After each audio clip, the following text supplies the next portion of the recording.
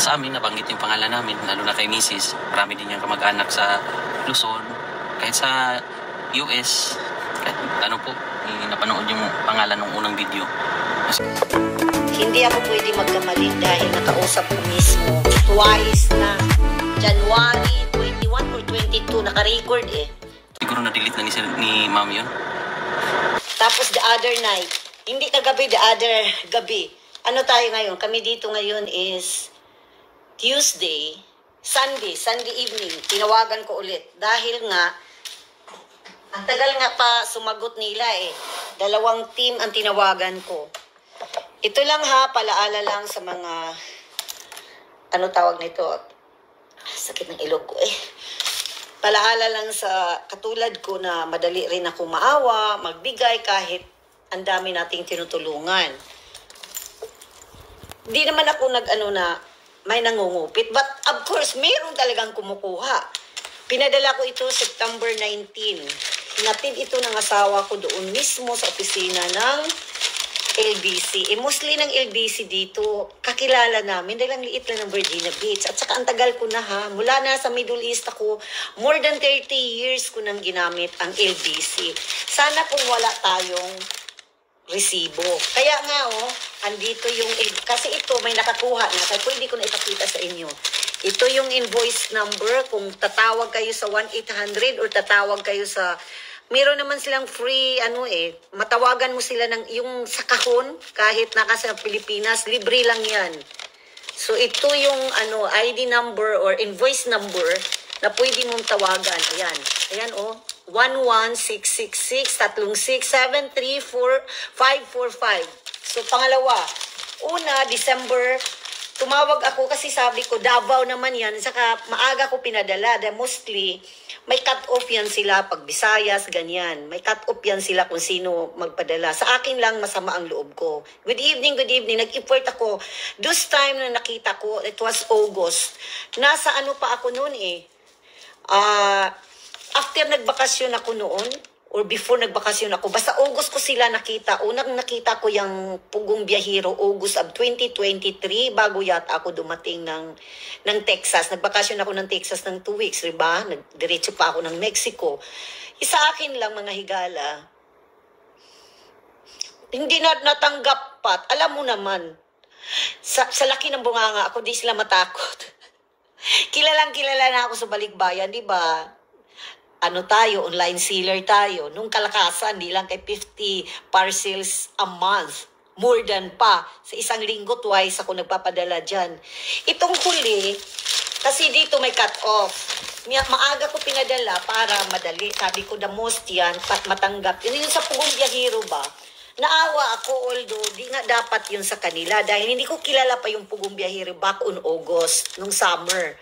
Ang kilala ko yung ibang mga yung taga Kapampangan na para din Pugong, pero yung doon ako naantig, yung kay Pugong, yung Kapampangan ng mga bata, basta yun ang una ko nakita, yung may Peking Bombay din na tinulungan nung yung mga bata na vlogger Tapos nung nakita ko kay Paul, naantig ako dahil nga sa Davao na sitwasyon yung taga-bundok, yun taga-bundok.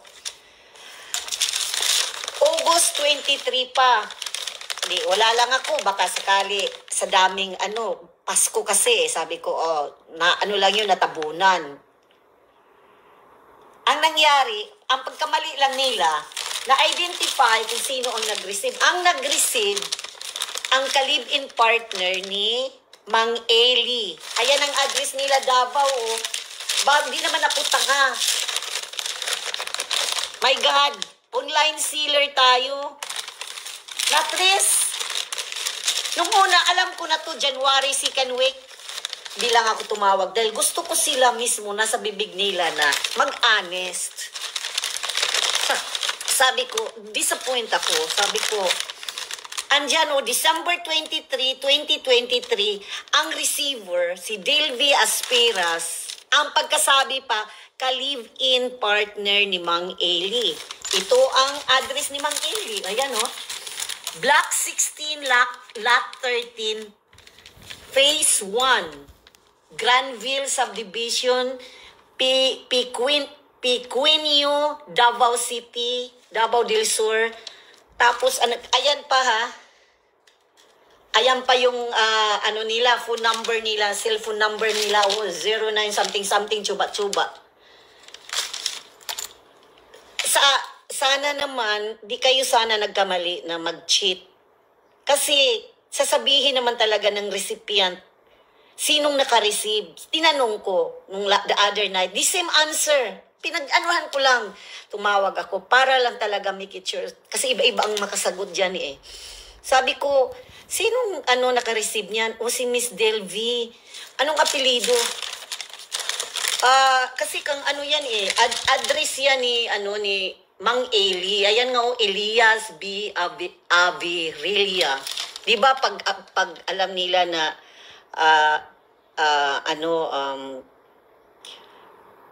pag mga balikbayan, akala nila use. Ako ang tao, ako mahirap man ako sa daga, hindi ako magbibigay ng hindi magagamit as much as possible.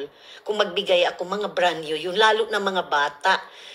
Wala naman akong anak na may mga luma akong mga gamit. 16 items na branded lahat yun na backpack. And you know how much backpack during sa ngayon? Ang mahal. Mahal. Lalo na tapos ng eskwela, binili ko talaga yun, di ba, pag after school dito, iilan na lang tayo ang backpack dito dahil hindi na gaano mabibinta. Yung mabibili mo lang backpack na lang sa mga tindahan. Hindi Walmart yun, kahit Walmart, mahal na rin. Kasi nga, kumpleto siya eh, may mga site, at saka may mga pangalan, brand name, pati mga deodorant. Ang last kong bili ha, yung souvenir na nagpunta ako doon sa ito lang souvenir nilang tatlo, nakaabot na ng $100. Yung souvenir lang na t-shirt, Virginia Beach. Kasi tag 30 plus na yan dito, ang magagandang t-shirt ha. Souvenir lang yung tatlo, tapos magnetic nakaabot ng 100 plus. Nasa akin lahat ang resibo niyan. Hindi ka makadeny dahil since ako, pinapile ko yan, lahat yan yan ng monthly, ang mga resibo ko, kung anong resibo ko sa pagkain. Lahat yan. Ako ang taong sobrang magtago ng mga gamit. Sa akin naman mag-honest tayo. Kasi nung bago magpasko, umalis si Paul Biahiro pamunta ng Manila, di ba? Nakikita ko dahil nanunood ako talaga sa kanila. Tapos, ito si Mang Paul, sa kapitbahay nila sa Davao, namimigay siya. Tapos din, nakita ko si hindi ako gaano followers ni Mang Ili at saka ni Pugong yung Peking Bombay. Namimigay din siya pero hindi pinakita ang kahon. Pero di ko sinasabi isa sa kanila. Siguro doon sa mga cartoon ko na yun. Nandoon yun dahil 2 times na as I said nga, you cannot deny it. Kasi may record ang, siyempre pag sila, sa tagal ko na nga, as I said, kilala ko kung sinong manager, ilan sila, sino yung kumukuha. Kilala ko yung taga-pick up ng LBC dito. Imposible. Sabihin mo, sino yan? Si Bet na Bisaya. Kilala ko, dahil maliit lang ang Virginia Beach. Walang hindi nakakilala sa akin dyan. Dahil, Diyos ko, as I said nga, nung kalakasan pa, everyday twice ako nagpapadala dyan. Yan ang ko, Monday at saka Wednesday or Monday or Friday noon. Yun ang ko. Sa akin lang naman, mag-honest tayo. Lalo na, pinaghirapan ko, as I said, yung souvenir na lang para sana kila Paul, yung Madam Mula, 3 nga lang binili ko, sabi ko, kaya ako nagdagdag ng mga magnetic noon, may biscuits pa or may Tylenol pa nga ako dahil simple pag masakit ang ulo na intindihan ko. Naawa ako talaga although di ko sila nakilala. Kung alam ko lang, hindi na ako. Kasi ang una ko talagang bukas na lang po ulit. Marami po salamat sa inyong lahat. Thank you so much po sa lahat ng mga sponsor natin na nagpadala po ng package.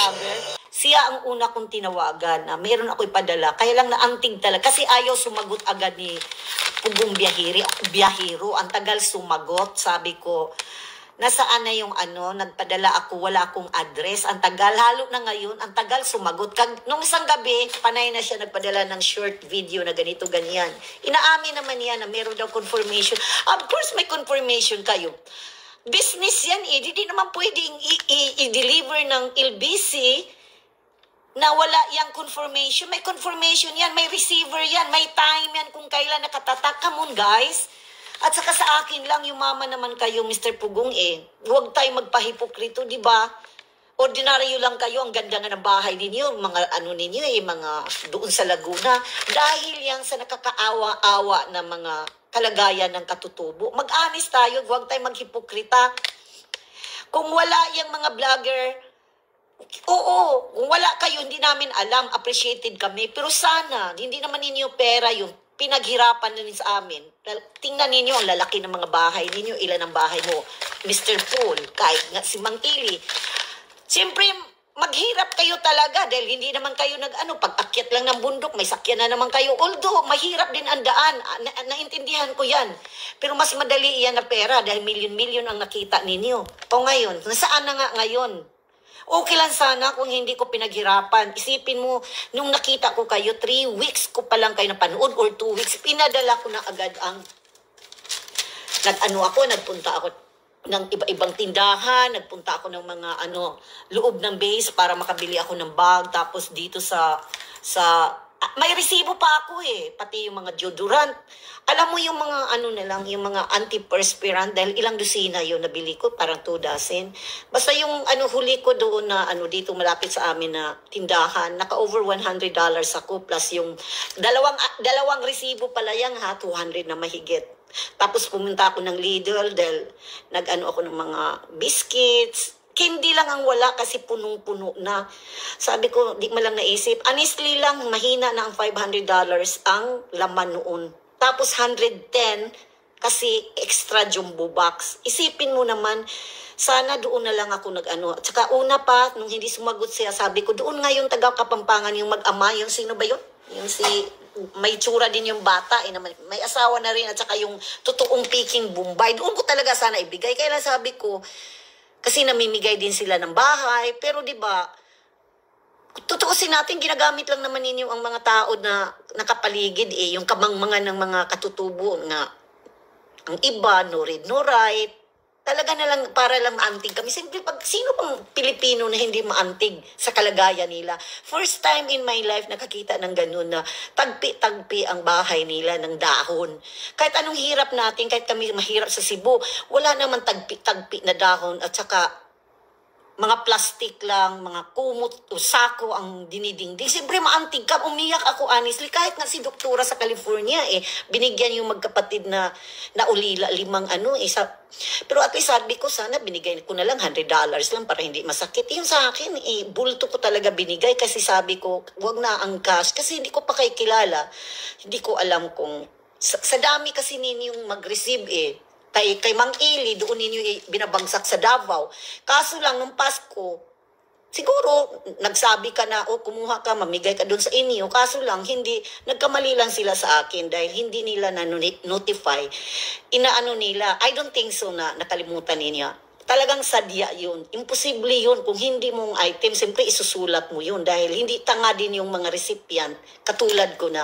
Nasaan yung padala ni Mami Beth? Lagi ko pa nga kayo di ba pinadala ko pa, buti na lang may kopya pa ako sa video kung anong mga items. Yung mga damit-damit nga nakasama pa yung, kaunti lang yung damit, pinailalim ko. Kasi puno na, kasi bulky yung mga, mga bag kasi kulang-kulang 20 na nga yun. Tapos yung mga deodorant, mga sabon, mga shampoo, para sana sa isang bata, sabi ko nga, kung nakausap ko kayo, isang bata, isang toothbrush, isang toothpaste, sa isang bata, para meron sila, alam nila kung paano gumamit ng deodorant, mga sabon, kinukumpleto ko yan. Ganyan ako magbigay kahit sa amin, ipakita ko noon yung mga pinamigay ko sa amin.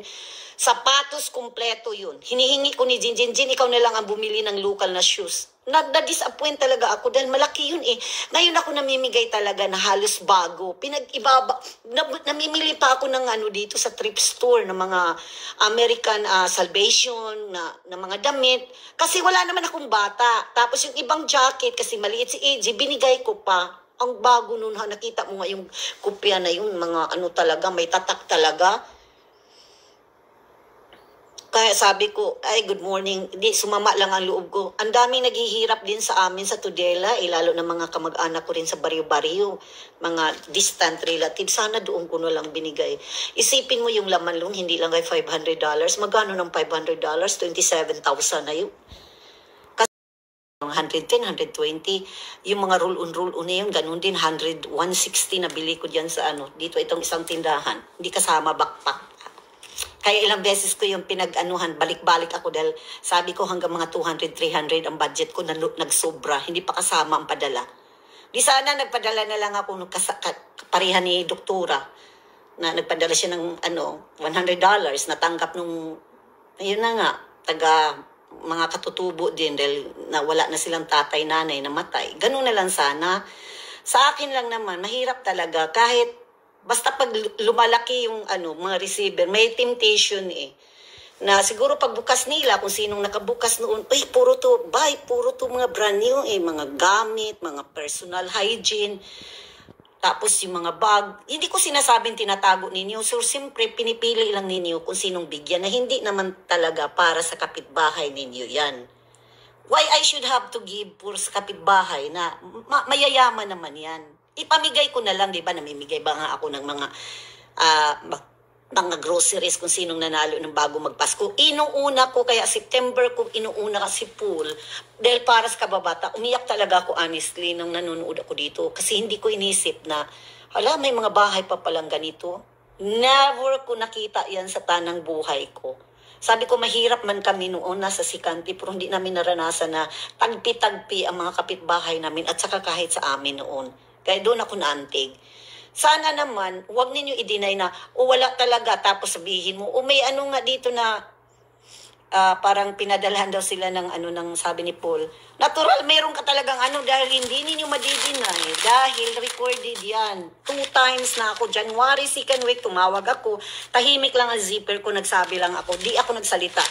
Sabi ko sa inyo, na-receive na ba ninyo? Kasi, ang tagal na noon ang alam ko 3 months lang, kasi hindi pa yun, mga around October, hindi na ninyo ma-receive yan. Ayun pala, December 23. The other night, Sunday, tumawag ulit ako. It was 2 o'clock in the morning here, past 2 o'clock. Sabi ko, shit. Sabihin lang ninyo, wala talaga ako ma'am nakikita. Talagang wala nakikita dahil hindi ini-record. Sadya talagang hindi ini-record, lalo na wala si Pugong Biyahero. Yun lang ang sabihin natin. Plus, pagbukas ninyo, magaganda ang items. Tapos mga jacket ng anak ko na slightly used lang kasi iniwan na nga niya dahil hindi pwede ang anak ko nga magamit ng mga dinala ng anak ko nung December dito ang mga gamit niya. Kasi hindi siya pwede sa dormitory nila, limited. Tapos yung mga pulo, mga damit-damit, binili ko na lang yun. Pero magaganda, di ba sa thrift store sa States, magaganda. Pero mahal pa yan dito may tag $10 din na mga pulo-pulo, mga damit. Sabi ko nga, ang mahal naman pala nito. Sabi ko nga sa isa sabi ko, pwede ba ano ka sa akin, mag-message ka? Kung kailan kayo Si Mrs. nag-i-enjoy. Nasaktan yan, pero siyempre nabanggit yung pangalan. Marlo, ang gaganda ng mga toys. Hindi ko pa pinadala din, nadala na ako. Sabi ko, may mga books ako, mga religious sector na mga binili ko doon sa simbahan. Yung 5 lang, binayaran ko ng $45 na yung 5 books na. Sa amin, nabanggit yung pangalan namin, lalo na kay Mrs. Marami din yung kamag-anak sa Luzon, kahit sa US, kahit napanood yung pangalan ng unang video. Siguro na-delete na ni ma'am yun. Yung may items, iiwan na lang, I just leave it in your door. O tama naman, wala kasi akong doorbell, akong taong hindi magpa-doorbell ng bahay, iniwan na lang, hindi na rin tumawag. Sabi nga ni Marlo, oy, may diyan may kahon, there's somebody drop the toys, kang Arlene yan. Ang gaganda pa nga parang akala mo hindi ginamit. Siyempre dito mga bata, madali lang magsawa. Yun lang naman sa akin. Kaya nakakadala. Please lang, nag-i-import din kami. Isipin mo yun let's say mga $500, mga 28,000 na rin yun kung tutuusin. Ang laking bagay na yun. Sana pinamigay ko na lang ng bigas sa amin dahil ang bigas ngayon, di ba, mga almost 3,000. Sa tag 5 sako, ang dami ko nang naibigay. Honest lang. Kaya hindi na mangyari, magbigay pa ako. Idiretso ko na lang sa amin, mas marami kahit ang iba hindi. Mga ungrateful kasi, kaya nga sabi ko, hindi na ako gaano bibigay. Kasi bigyan mo lang Para lang thank you, para bang wala. Yung magpadala ka ng sinong nanalo. Akala nila yung laman lang ng balikbayan, parang worst lang ng $50 o $60. Diyos ko, din nila alam magkano na yung padala mo Tutunan ko dito. muna to. Mahal ha? Kaya nga binabalikbayan box ko kasi mas mura-mura kaysa kung ipadala ko yung weight na yan ng mga around 60 or 80 kilos. Alaka, hindi kay 20,000 pesos ang bayad noon dahil mahal ang LBC Express. Kasi kaya, sana ganun eh. Tsaka hindi ako namimigay talaga ng mga punit-punit, nahihiya ako eh. Kaya nga yung mga personal kong mga sapatos, talagang mga bungga pa talaga pinadala ko sa inyo yan. Hindi pa madumi. Ayaw ko ng ganun eh. Hindi naman porket namimigay ka para lang binibigyan mo parang tae eh. Pag namimigay ako, mga jacket ko, mga maganda pa, mga t-shirt, mga ganito pang hitsura, yung pwede pang mapanlakad ninyo, never ako magbibigay ng mga punit-punit ha, never. Mostly binibigay ko mga brand new pa o mga paninda ko. Kaya lang mga ungrateful. Kaya dito na ako na sabi ko mga ungrateful, sana aaki na lang. Kaya nga sabi ko this time, Lord, marami pa akong mga bucket list na kailangan ko matupad habang may lakas pa. Kaya di na, nang hinayang ako eh. Dahil ang una ko talaga tinawagan, hindi si Pugong Biyahero. Kasi ang tagal sumagot. Kaya lang naantig lang ako sa mga bata. Sabi ko, my God, hindi nila alam pala itong mga ganitong mga hygiene, mga walang nakapaa. Pero sa akin lang ha, ngayon na panay na sila rin para silang pensyonado, para na rin akong disagree, lalo na yung ibang tinutulungan ni Paul, na mga ano nila, yung mga, kasi wala, di nila naramdaman kasi ang hirap na sa nagpadala eh, na panay kayod sila, na kung saan-saan na lang nila na ibibigay sa gusto lang din nila bibigyan. May mga pinipili din sila according to my nakita ko ha, totoo lang, na ang iba binibigyan nila, lalo na yung si nanay, yung may paborito din sila Paul, lagi na lang sila may mga kahon, yung ibang mga kapitbahay list, hindi sana ganun dahil galing yan sa amin. Kaya kung kami palang nandiyan, hindi namin yung lagi na lang, lagi mong balang bibigyan ng 5,000, 10,000 pesos sila na wala namang ginagawa, lalong nagiging tamad. Dahil para silang pensyonada. Pang balikbayan box na, yung isa, yung huli nung few days ago, namimigay sila ng 3 kahon, ay 4, 2 malaki, 2 maliit galing sa sponsor nila. Tapos plus pera. Parang tayo din ang nagturo ha. Kung ako lang sana yun, ibahin na lang sana ang strategy. Hindi yung every month dahil may pinag-anuhan ka na mga eskwela. Kahit naman ako doon kaya sa amin na lang kayo mamigay. Dahil biro mo yung 5,000 sa isang bata, bigyan mo. Huwag mo sabihin yung 5,000 para lang yung panggastos ng bata. No, sa lahat na ng pamilya yun. Tapos may pambahay ka na, may mga balikbayan ka na, galing sa Canada yata yun. 2 malalaking box at saka 2 maliit. Sabi ko, kung ako yung nagpadala, sabihin ko na sa sponsor, huwag na ibigay ito lahat dahil para na silang pensyonada eh. Ang pensyonada dito sa Amerika, 62 or 67 years old, magpensyon. Walang namimigay dito kahit candy. Tayo lang din ang nagtuturo sa kanila ng katamaran. Kaya sabi ko, hindi na ako magbigay. Kung magbigay kayo ng panghanap buhay nila one time. O, bigyan mo ba sila ng babuyan, bigyan mo ba sila, hindi kay every month kung meron na sila. Sa bagay, hindi naman ako nasasabi ko lang na-disappoint ako dahil lagi ako nanonood, sabi ko, I will never give it to anyone na hindi ko kakilala dahil may mga talaga. Tingnan mo naman gaano sila kayaman, marami silang sakyanan sa Manila, very rich sila. Magtrabaho ka dito sa abroad, kung makuha mo ba agad ang bahay na gusto mo? Within after pandemic, may mga bahay na lang si Pugong Biyahero dahil ginagamit din nila. Yung mga tao na nasalanta, hindi lang sila nakapasok dahil inaano ang zero ground. Kaya nakita ko yung mga pamigay nila, ang iba talaga hindi recorded. Basta na lang nila inaano doon sa eskwelahan. Kawawa naman yung nagbibigay. Ang mahal kaya ng padala. Yun lang, hanggang doon lang, disappointed ako. Kaya yun ang first and last ko mamimigay sa Pugong Biyahero. Hindi na mangyari. Hindi na. Tsaka hindi na ako I don't even care kung mabigay ako. Kasi disappointed ako eh. First time ko, within 3 weeks kung panood na iyak ako. Sabi ko, na-realize ko na namimigay din naman ako. Personal ko. maraming taong tumutulong ng mga mayayaman, mga doktor dito, mga engineer dito na sila nag-sponsor sa mga bahay. Sabi ko, hindi nila naisip yun. Ang mga sponsor nila nagpapakahirap. Tapos kami, mga small things lang nabigbigay sa akala ninyo small things. Hindi small things ang magpapadala ng balikbayan, ha.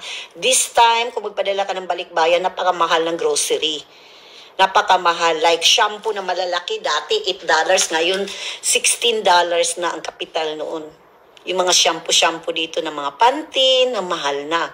Kaya hindi basta-basta magpadala. Kaya, ay, makinig ka lang dyan. Makinig ka lang, manang. Kaya ako'y na high blood. Hindi basta-basta magpadala ka dahil pinaghirapan din namin. Marami akong natulungan sa totoo lang kahit ako maputak. Siyempre, pera ko yan eh. Isipin mo, 3 weeks ko lang kayo nakita, nagbigay ako.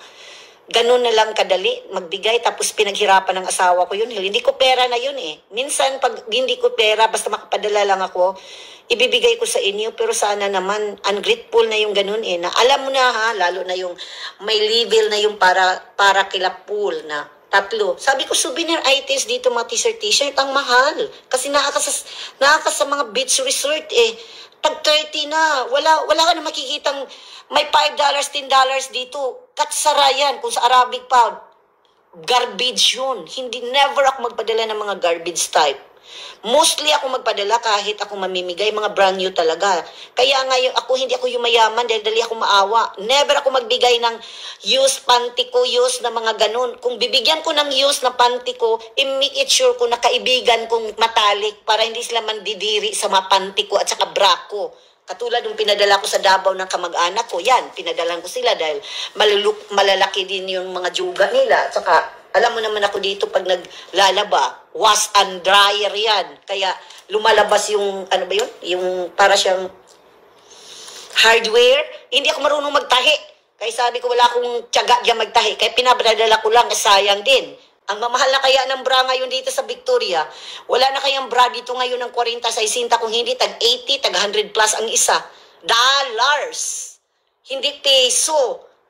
Kaya nabubuisit ka eh. Sana naman, kayo din yan mga vlogger, huwag ninyo basta nila magpadala o ito cash para sa para, buti na lang hindi ako nagpadala, pinigil ko nung landslide dahil sabi ko, mahirap kasi pag ganyan eh, minsan kung sino-sino na lang ang kamay ang humahawak. Sa makahawak lang ng kamay, sila din ang nagaganiyan. Ganyan din.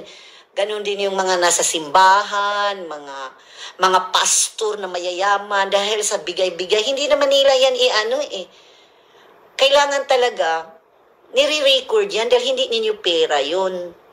Ganun lang. Kaya hindi kayo makadinay. Dahil andito ang address, tama ang address. Naka-notify yan kung sino ang nag-receive. Sana man lang, huwag ninyo sabihin, talaga ma'am, wala ma'am. Kasi hindi naman ninyo nakikita kung sino ang nakapag-receive pag dumating ang mga balikbayan eh. Yun na nga yun. Mga attention to for everybody na ginagamit lang yung kahirapan, walang pinag-aralan, kahirapan ng mga katutubo. Minsan, totoo naman na binibigay nila, pero hindi natin alam kung nasaan talaga pumunta, lalo na magpagawa sila ng bahay. Dahil madali lang naman eh. Kahit naman kung mag-scout lang kayo dyan, sanay ang mga kasama nila na magtrabaho talaga ng hirap. Tingnan mo, may mga bahay na sila, si Mang Ili, ang laki ng bahay, malapit na matatapos. Ako nga, wala nga akong bahay sa amin eh. Mahirap kayo magbahay dahil lang sa vlog-vlog. Kung the more ka marami kang vlogging, ginagamit lang ninyo para maabot ka ng million-million. O palo-palo, natural, may pera sa palo-palo. Yun ang inaano ko. Tapos kung nasaan na, kung tutulungan na, mga missing in action ang padala mo. Sabihin lang wala. Paano wala kung, kaya nga pinakita ko na ito yung resibo. Hala, tawagan ninyo yung LBC. Nakakainis. Marami yung maibigay ko sa amin sana. Kaya regular ako namimigay ng pag alam ko na tagutom. Katulad ngayon, magsa-summer. Sa 20,000 na padala ko sana noon, kung hindi ko na lang binabalik-bayan dahil puro mga brand new. Ang dami ko ng 5 kilos niyan, tsaka mga noodles, mga sardinas, kung ano-ano pang mamix. Kaya nabubuisit ako. O kumusta naman Manang Luz?